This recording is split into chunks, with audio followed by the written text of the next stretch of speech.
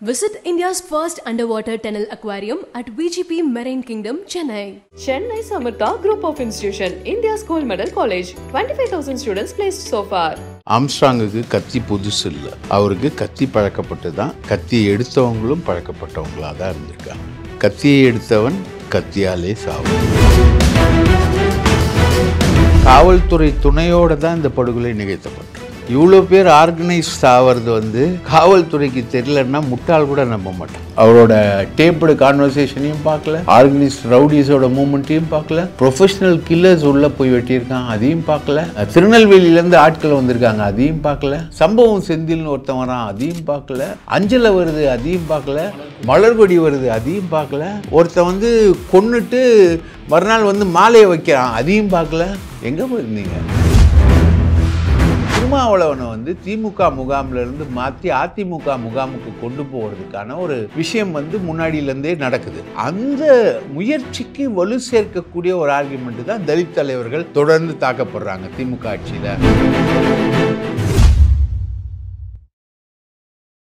வணக்கம் சார். தமிழரசன் ஐயா வணக்கம். இந்த படுகொலை நிகழ்ந்ததற்கான காரணம் ஆரம்ப புள்ளி இருக்குல்ல, அதை எப்படி பார்க்குறீங்க? எங்கேருந்து இதனுடைய நீட்சி வந்திருக்கு அப்படிங்கிற மாதிரி பார்க்குறீங்க? ஆரம்ப புள்ளி, இதோட நீட்சி எல்லாமே நீங்கள் பார்த்தீங்கன்னா, கத்தியை எடுத்தவன் கத்தியாலே சாவான். ரைட்டா? ஆம்ஸ்ட்ராங்குக்கு கத்தி புதுசு இல்லை, அவருக்கு கத்தி பழக்கப்பட்டு தான். கத்தியை எடுத்தவங்களும் பழக்கப்பட்டவங்களாக தான் இருந்திருக்காங்க. ஸோ பலரோட பல விஷயங்களில் அவருக்கு தொடர்புகள் இருந்திருக்கு. அவருடைய நிழலான இன்னொரு பக்கம், அவர் இறந்து விட்டார். ஒரு பக்கம் நீங்கள் பார்த்தீங்கன்னா ரொம்ப நல்லவர், என்னோடய ஃப்ரெண்ட்ஷிப்பாக பழகக்கூடியவர். நாங்களாம் சைக்கிள் ஓட்டி, கிரிக்கெட் விளையாடி, ஃபுட்பால் விளையாடி, பாக்ஸிங் விளையாடி, ஜிம்முக்கு போய் அப்படி பழகின நண்பர்கள்.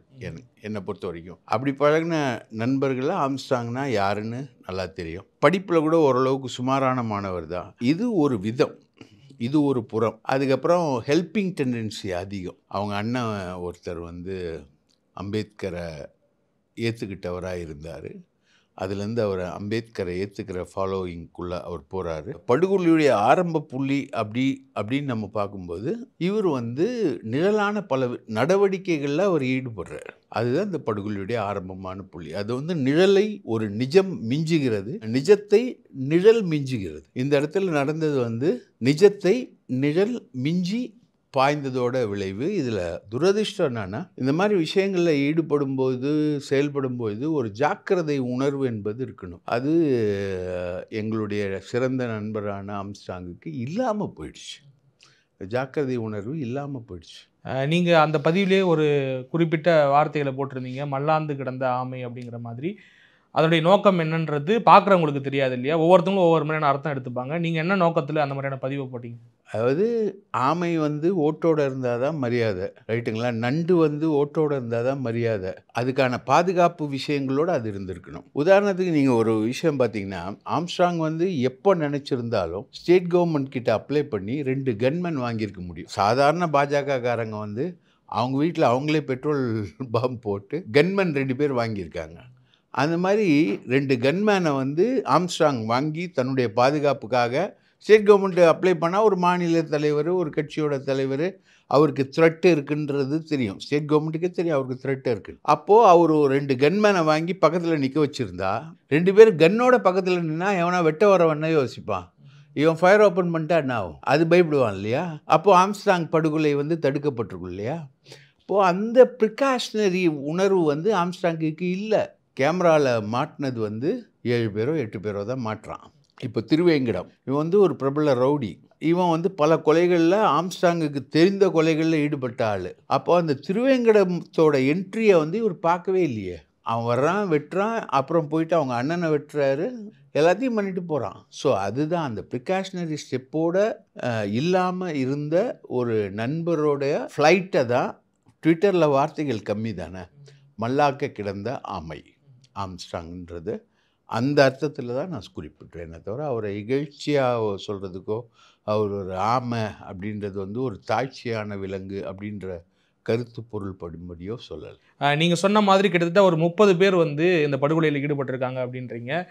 திட்டம் தீட்டி இதை நிகழ்த்திருக்கிறாங்க அப்படின்னும் பொழுது காவல்துறை அவ்வளவு கவனக்குறைவாக இருந்திருக்காங்களா அந்த இடத்துல அப்படிங்கிற ஒரு கேள்வி எழுப்புது. இயல்பாகவே எழுப்புறாங்க. அவங்களுக்குமே தெரியும், ஏன்னா ஹீனியஸ் கிரைம்ஸ் பண்ணக்கூடிய ரெகுலர் ஹேபிச்சுவல் அஃபண்டர்ஸ் அவங்களாம் வந்துட்டு போகிறாங்க அப்படின்னும் பொழுது அது கண்காணிக்காமலா இருந்திருப்பாங்க அப்படிங்கிற ஒரு கேள்வி எழுப்புது இல்லை? அதை எப்படி பார்க்குறேன்? காவல்துறை துணையோடு தான் இந்த படுகொலை நிகழ்த்தப்பட்டு இவ்வளோ பேர் ஆர்கனைஸ்ட் ஆகிறது வந்து காவல்துறைக்கு தெரியலன்னா முட்டாள் கூட நம்ப மாட்டான். ஆர்கனைஸ்டு கிரைம் இன்டெலிஜென்ஸ் யூனிட்னு ஒன்று இருக்குது தமிழக உளவுத்துறையில். அவங்களுடைய வேலையே வந்து இந்த மாதிரி ஆட்களுடைய மூமெண்ட்ஸை கண்காணிக்கிறது தான். இப்போ வந்து சம்போ செந்தில்னு ஒரு கேரக்டரை இன்க்ளூட் பண்ணியிருக்காங்க. சம்போ செந்தில் வந்து ஏற்கனவே பண்ண இன்சிடெண்ட் என்னென்னா, தேனாம்பேட்டையில் ஆற்காடு சுரேஷும் இன்னொரு ரவுடியும் வரும்பொழுது பாம் அடிக்கிறாங்க. பாம் அடிக்கும்போது இவர் வந்து சம்பவம் செந்தில் வந்து எண்ணூர் தனசேகரன் ஒரு ரவுடியை கான்டாக்ட் பண்ணுறார் ஃபோனில். இதெல்லாம் போலீஸ் ரெக்கார்டு, போலீஸில் இருந்த ஸ்டேட்மெண்ட்ஸ்.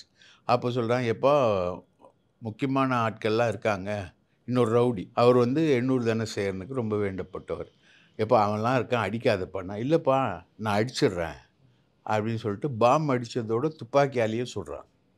இப்போ பாம் அடித்து துப்பாக்கியால் சுடும்போது முன்னாடி ஒரு காரை போட்டோ ஒரு பைக்கை போட்டோ சுடல, அவங்க போகிற போக்கில் அடிக்கலான்னு அடிக்கிறாங்க. அது வந்து படாமல் தப்பிக்கிறாங்க. அது ஒரு சம்பவம் தேனாம்பேட்டை லிமிட்டில் நடந்த ஒரு பிரபலமான ஒரு ரவுடி அட்டாக். இப்போது இந்த சம்பவம் வந்து போலீஸ்க்கு தெரியும். இப்போது சம்பவம் செந்தில் வந்து யாருமே பார்த்ததில்ல இது வரைக்கும், ரொம்ப நாளாக அவரை பார்த்ததே இல்லை அப்படின்ற மாதிரிலாம் இப்போ பேசுகிறாங்க. அப்படிலாம் கிடையாது. சம்பவம் செந்தில் வந்து பல இடங்களில் பல சம்பவங்களில் இன்வால்வ் ஆகியிருக்கார். சமீபத்தில் நான் இப்போ பேர் குறிப்பிட விரும்பாத திமுகவுடைய நெல்லை மாவட்ட பிரமுகருடைய பையனோட இவர் வந்து ஒரு சம்பவத்தில் ஈடுபடுறார். காவல்துறையால் பிடிக்கப்பட்டு அதே மாதிரி விடுவிக்கப்படுறார். ஸோ இவ்வளோ பெரிய ரவுடிகள் வந்து ஆர்கனைஸ் ஆகிறதுன்றது வந்து சத்தியமாக போலீஸுக்கு தெரியாமல் இது நடக்கிறதுக்கான வாய்ப்பே இல்லை. கண்டிப்பாக காவல்துறையில் எல்லாரையும் நான் சொல்லலை, காவல்துறையில் ஒரு குறிப்பிட்ட விங் வந்து இதில் சம்மந்தப்பட்டு தான் இந்த விஷயங்கள் நடக்குது. இவருக்கு எதிரான ஆட்கள் எல்லாம் சேர்ந்து ஒரு சம்பவம் நிகழ்த்தியிருக்காங்க, இந்த ஒரு படுகொலை நிகழ்த்தியிருக்காங்க. இவருக்கு எதிரான ஆட்கள்லாம் நடத்தியிருக்காங்க. இதில் பங்கு பெற்ற ஒவ்வொருவருக்கும் ஒரு மோட்டிவ் இருக்குது. ஸோ இவ்வளோ பகை, அப்போது நீங்கள் எவ்வளோ கவனமாக இருக்கணும். நீங்கள் அவர் வந்து ஒரு தற்காப்பு கலையெல்லாம் தெரிஞ்சவர், பாக்ஸிங் தெரியும், அந்த மாதிரி வந்து கராத்தே தெரியும் அப்படிங்கிற மாதிரிலாம் சொல்லப்படுது. கூடவே வந்து கையில் கைத்துப்பாக்கி வச்சுருப்பாருங்கிற மாதிரி பேசப்படுது. ஆனால் அந்த நேரத்தில் கைத்துப்பாக்கி வந்து அவரிடம் இல்லை அப்படிங்கிற மாதிரி. இது எப்படி நினைக்கிறீங்க? இது பின்னணியில் இதுவுமே ஒரு ஸ்கெட்சாக இருக்கும் அப்படிங்கிற மாதிரி? எல்லாமே ஸ்கெட்ச் தான். இந்த ஸ்கெட்ச் எல்லாமே வந்து டேக்கிங் சான்சஸ் தான். இது வந்து பல மாதமாக ட்ரை பண்ணியிருக்காங்க, முயற்சி எடுத்திருக்காங்க. ஓகே, அவங்கள சுற்றி இருக்கக்கூடிய ஆட்களே ஏதோ வேலை பார்த்துருக்காங்க. இவங்ககிட்டேருந்தே பைபேக் ஆகிருப்பாங்க. ஜேர்னலிஸ்டாக நம்ம பார்க்கும்பொழுது இருக்கக்கூடிய சந்தேகங்கள், ஆம்ஸ்ட்ராங் கூட இருக்கிறவனும் வேலைக்கு போயிட்டான் அப்படின்றதானே தவிர வேறு இதில் உள்நோக்கமாலாம் நம்ம எதுவும் சொல்லலாம். இந்த சம்பவம் நடந்த பிறகு அதிகமாக பேசப்பட்ட ஒரு விஷயம் என்னன்னாக்கா, தலித் தலைவர்களுக்கு பாதுகாப்பு இல்லை அப்படிங்கிற வாதத்தை வச்சுக்கிட்டே இருந்தாங்க. அதை பற்றி உங்களுடைய கருத்து என்ன? ஆற்காடு சுரேஷ் மோட்டிவ்னு சொன்னாங்க. ஆற்காடு சுரேஷ் வந்து தலித் மட்டும் இல்லை, எஸ்டி குறவர் இனத்தை சேர்ந்த ஆற்காடு சுரேஷோட தம்பி வந்து தான் மெயினாக பண்ணதாக போய் சரண்டர் ஆகிறார். அவர் வந்து குறவர் இனத்தை சேர்ந்தவர். ஸோ இதில் வந்து நீங்கள் தலித் தலைவர் கொல்லப்பட்டார் அப்படின்றது வந்து தலித்துகளுக்கான ஒரு இழப்பு. அதை நம்ம மறுக்கவே முடியாது. தலித்துகளுக்கான விஷயங்கள் அப்படின்னு நம்ம பேசுறது வந்து திருமாவளவனை வந்து காயப்படுத்தி திருமாவளவனை வந்து திமுக முகாமிலிருந்து மாற்றி அதிமுக முகாமுக்கு கொண்டு போகிறதுக்கான ஒரு விஷயம் வந்து முன்னாடியிலேருந்தே நடக்குது. அந்த முயற்சிக்கு வலு சேர்க்கக்கூடிய ஒரு ஆர்கியூமெண்ட்டு தான் தலித் தலைவர்கள் தொடர்ந்து தாக்கப்படுறாங்க திமுக ஆட்சியில். ரஞ்சித் கூட சொன்னார், நான் போன தடவை திமுகவுக்கு ஓட்டு போட்டேன், இந்த முறைலாம் வந்து இது ஒரு எச்சரிக்கை அப்படின்ற மாதிரிலாம் சொல்ல. சமூக நீதிக்காக மட்டும், வெறும் வாக்குக்காக மட்டும் தான் சமூக நீதியான்ற மாதிரிலாம் கேள்வி. வாக்குக்காக மட்டும்தான் சமூக நீதியா அப்படின்ற மாதிரிலாம் பேசுறது இருக்கு இல்லையா, இந்த டோனு, இந்த பேச்சு. ஆம்ஸ்ட்ராங் விஷயத்தை வந்து திமுகவுக்கு எதிரான ஒரு விஷயமா கொண்டு போகிறது அப்படின்றதெல்லாம் வந்து அதிமுகவுக்காக செய்யக்கூடிய ஒரு முயற்சி அப்படின்னு தான் பார்க்கணும். இது அவர் மட்டும் பேசலை, அதனால தான் இந்த கேள்வி எழும்புது. என்னன்னாக்கா, இந்த விஷயத்தை பொறுத்த வரைக்கும் இந்த மாதிரி தலித் தலைவர்களுக்கு பாதுகாப்பு இல்லை அப்படிங்கிற கேள்வி நான் திருமாவளவன் அவர்கள்கிட்ட வச்சப்போ அவருமே சொல்கிறாரு, எங்களுக்கு வந்து பொதுவாக அலட்சியமாக தான் இருக்குது. ஏன்னா முன்னாடி வேற யாரோ ஒரு ஆள் ஒரு குற்ற வழக்கில் இருக்கவங்களுக்கு கூட முன்னாடி பாதுகாப்பு பின்னாடி பாதுகாப்பு போது, எனக்கு ஒரு 2 வீலரில் 2 பேர் வராங்க, நான் எங்கேயாவது பிரச்சாரங்களுக்கு போகும்போதுங்கிறத அவரே சொல்கிறாரு. அப்போ ஏதோ தனித்து இயங்குற தலித் தலைவர்களுக்கு ஏதோ பெரிய கட்சியினுடைய முகமா இல்லை அப்படின்னாக்கா இவங்க அலட்சியம் காட்டுறாங்களா அரசாங்கம் அப்படிங்கிற ஒரு கேள்வி எழும்புதில்லை. அவரே வைக்கிறார் இந்த புள்ளியை திருமாவளவனே. அப்போ முத்தரசனுக்கு என்ன பாதுகாப்பு? நல்லக்கண்ணுக்கு என்ன பாதுகாப்பு? சிபிஎம் கே பாலகிருஷ்ணனுக்கு என்ன பாதுகாப்பு? செல்வ பெருந்தகைக்கு என்ன பாதுகாப்பு? பாதுகாப்புன்றது வரும்போது Z+ பாதுகாப்பு வந்து ஜெயலலிதாவுக்கு வழங்கப்பட்டது. ஒய் பிரிவு பாதுகாப்பு அண்ணாமலை கேட்டு வாங்கிட்டார். ரைட்டுங்களா? ஒவ்வொரு பாஜகக்காரங்களும் அவங்க வீட்டுக்கே குண்டு போட்டு அவங்களே வந்து பாதுகாப்பு கேட்டு வாங்கிக்கிறாங்க. ஸோ இந்த கன்மேன் இந்த விஷயங்கள் இந்த மூமெண்ட்ஸு எல்லாத்தையுமே வந்து ஒரு பெரிய விஷயம். இன்னொன்று வந்து சில தலைவர்களுக்கு பர்சனலாக சொல்கிறேன், கன்மேன் இருந்தால் அவங்க செய்கிற நிழலான காரியம் அந்த கன்மேனுக்கு தெரியும்ல. அவன் போலீஸ் தானே, நீ எங்கே போகிற யாரை மீட் பண்ணுற அது அந்த மூமெண்ட் அவனுக்கு தெரியும்ல. அப்போ நீ வந்து கன்மேனை வச்சுக்க விரும்புவியா? இந்த மாதிரி சில பேர் இருக்காங்க. நான் எல்லாரையும் சொல்லலை, யாரையும் குறிப்பிட்டும் சொல்லலை. இந்த மாதிரி சில பேர் இருக்காங்க. ஸோ கன்மேன் மட்டுமே பாதுகாப்பு இல்லை, மக்கள் தான் பாதுகாப்பு. இப்போ திருமாவுக்கு முன்னாடியும் பின்னாடியும் வராங்கன்னா திருமா கிட்ட போகவே முடியாது. அவ்வளோ எழுச்சியாக அவங்க தொண்டர்கள் இருக்காங்க. இப்போ உதயநிதி போகிறாரு வராரு நிற்கிறாரு, போலீஸ் ப்ரொடெக்ஷன் இருக்குது, அது இருக்குது இது இருக்குன்னாலும் அதை தாண்டின ப்ரொடெக்ஷன் இருக்குது. இப்போ அண்ணாமலைக்கு வந்து போலீஸ் பாதுகாப்பு இருந்தாலும் அதை தாண்டின ஒரு எழுச்சி வந்து பாஜகவினர் மத்தியில் அண்ணாமலை மேலே இருக்குது. ஸோ அதுதான் பாதுகாப்பு. ஓகே, இப்போ காவல்துறையை பொறுத்த வரைக்கும் உளவுத்துறை வந்து குறைந்தபட்சம் அச்சுறுத்தல் இருக்கக்கூடிய ஆட்களுக்கு ஒரு கண்காணிப்பில் வச்சுருந்தாங்கன்னா இந்த பிரச்சனை வந்திருக்காது இல்லை. ஏன்னா நேராக கேள்வி எங்கே போகுதுனாக்கா இந்த பிரிவு தோல்வி அடைஞ்சிடுச்சு அப்படின்றது இல்லை, நேரடியாக முதலமைச்சர் தோல்வி, இது வந்து தமிழக அரசுடைய தோல்வி அப்படிங்கிறதா முன்வைக்கிறது எல்லாமே. அப்போ அந்த இடத்துல கவனம் சிதறிட்டாங்க அப்படின்னு எடுத்துக்கலாமா? ஆமாம், கவனம் சிதறிட்டாங்க. இது மாதிரி ஒரு சதி வந்து ஒரே நாள்லாம் பண்ண முடியாது. இது எப்படியும் ஒரு மாத சதி. இவ்வளோ பேர் 30 பேர் வந்திருக்காங்க உள்ள, 30 பேர் அந்த சின்ன சந்துக்குள்ளே பூந்துருக்கான். ரைட்டா? செம்பியம் காவல் நிலையத்துக்கு பக்கத்தில் இருக்கக்கூடிய சின்ன சந்தில் ஒரு 30 பேர் ஒரு கொலை செய்கிற நோக்கத்தோடு உள்ளே போகிற மூமெண்ட் இருக்குது. அப்போது வந்து என்ன பண்ணாங்க, இன்டெலிஜென்ஸ் என்ன பண்ணிச்சு? காவல்துறைக்கு உளவுத்துறை எதுவும் அறிவிக்கலன்னு சொல்கிறாங்க. ஆமாம், அறிவிக்கல. பாமை விட மோசமான விஷயம் தானே ஆம்ஸ்ட்ராங்கோட படுகொலை என்பது. நீங்கள் எங்கே இருந்தீங்க? நீங்கள் என்ன பண்ணீங்க? அவரோட டேப்டு கான்வர்சேஷனையும் பார்க்கல, ஆர்கனைஸ்ட் ரவுடிஸோட மூமெண்ட்டையும் பார்க்கல, 30 பேர் உள்ளே பூந்து வெட்டியிருக்கான் அதையும் பார்க்கல, ப்ரொஃபஷ்னல் கில்லர்ஸ் உள்ளே போய் வெட்டியிருக்கான் அதையும் பார்க்கல, திருநெல்வேலியிலேருந்து ஆட்கள் வந்திருக்காங்க அதையும் பார்க்கல, சம்பவம் செந்தில்னு ஒருத்தன் வரான் அதையும் பார்க்கல, அஞ்சலை வருது அதையும் பார்க்கல, மலர்கொடி வருது அதையும் பார்க்கல, ஒருத்தன் வந்து கொன்னுட்டு மறுநாள் வந்து மாலையை வைக்கிறான் அதையும் பார்க்கல. எங்கே போயிருந்தீங்க? இதில் வந்து ஸ்மார்ட்டாக ரியாக்ட் பண்ணது வந்து அஸ்ரா கர்க். அவர் இம்மீடியட்டாக சம்பவம் பண்ணவங்களை செக்யூர் பண்ணார். இம்மீடியட்டாக செக்யூர் இருந்தது. அந்த செக்யூரும் வந்து அவங்க வந்து சரணடைஞ்சாங்க அப்படின்ற ஒரு கேப்ஷன் இருந்தால் கூட அவங்க வந்து பயந்து இருந்தது வந்து ஆம்ஸ்ட்ராங் ஆளுங்க வந்து வெட்டிடுவாங்கன்னு சொல்லிட்டு அஞ்சலியோடைய கேராஃபில் தான் அவங்க இருந்திருக்காங்க, புளியந்தோப்பில் தான்.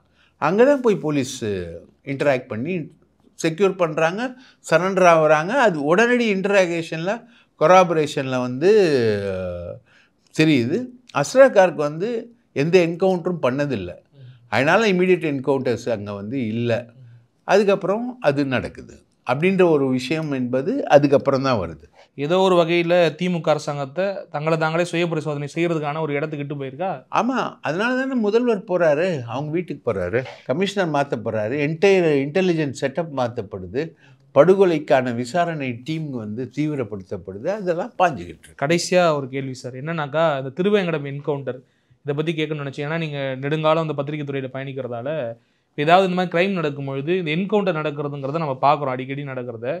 நிறைய எதிர்க்கட்சிகள் கேள்வி வச்சாங்க இந்த என்கவுண்டரை நோக்கி. என்னன்னாக்கா ஒருத்தவங்களை கூட்டு வரீங்க அப்படின்னும் போது கைவிலங்கு போட்டு கூட்டு வந்திருக்கலாம், அப்போ உங்களுடைய நோக்கம் என்ன அப்படிங்கிற மாதிரி பல கேள்விகளை எழுப்பினாங்க. ஒரு ஆதாரம் கலைக்கப்படுதா இல்லை அந்த மாதிரியான கேள்விகள்லாம் எதிர்க்கட்சிகள் வந்து முன்வைக்கிறத பார்த்தோம். இன்னொன்று பாமக தலைவர் அன்புமணி வந்து ஒரு படி மேலே போய் சட்டம் ஒழுங்கு சீராயிடுச்சுன்னு காமிக்கிறதுக்காக நிர்மாணிக்கிறதுக்காக இப்படிப்பட்ட ஒரு முயற்சியாங்கிற மாதிரி தான் கேட்டார்.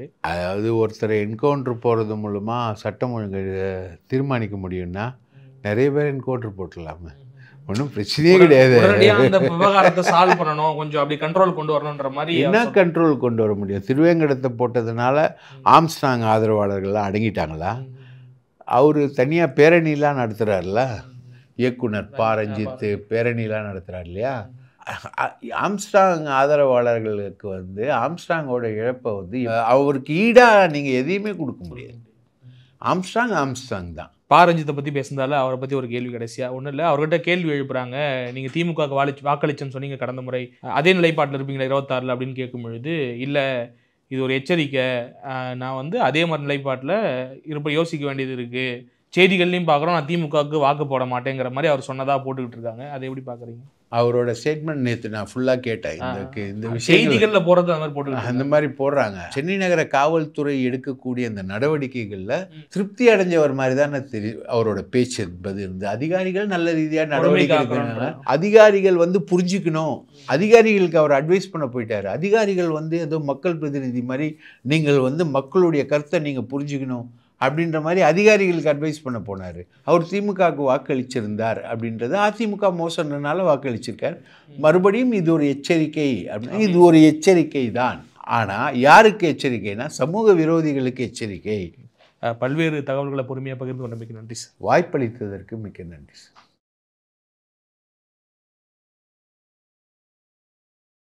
Visit India's first underwater tunnel aquarium at VGP Marine Kingdom, Chennai.